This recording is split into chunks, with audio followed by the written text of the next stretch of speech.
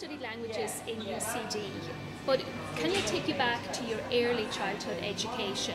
Was creativity encouraged in your early childhood, Lelia? In my family, yes. Surely, yeah. In school, yes. And actually, I went to a school with 4 women who were in Rathgar in Dublin. And they had a school, these 4, called Miss MacDonald's School. And there was tall Miss MacDonald and small Miss MacDonald, and Miss Daisy and Miss Clancy, and Miss Cassie. And they were some tickets, I can still see them. And they were, I don't know, I think the word creativity hadn't been invented then, you see.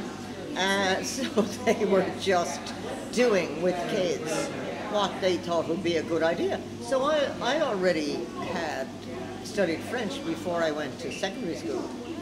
And my brothers had taught me about God.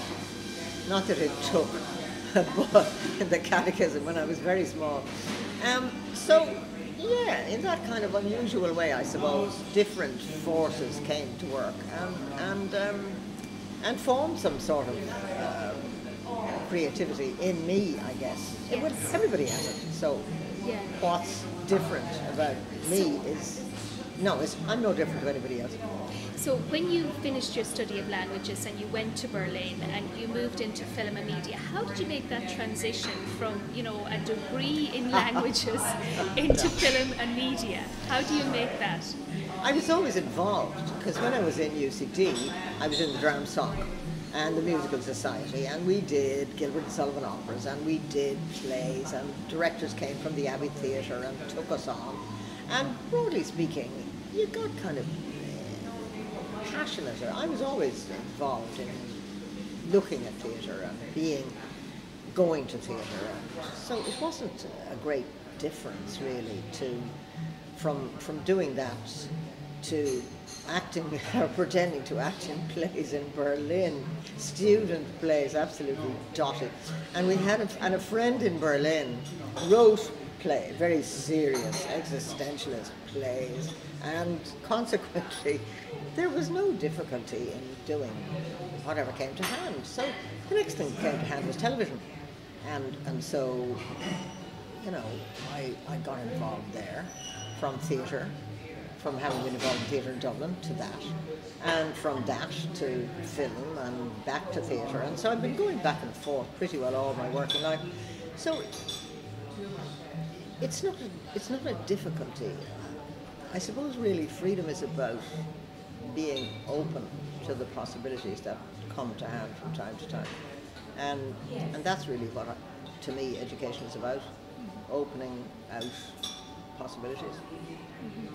Do you think creativity can be taught, or is it something that you're born with? You're born with it.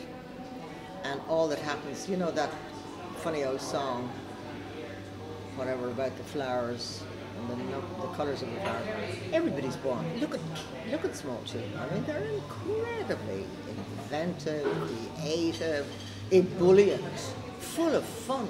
You know that wonderful book by Huizinga, Jan Huizinga, I don't know how exactly you spell his name, Homo Ludens, man as somebody to play, as a player. Human beings are basically people who love to play.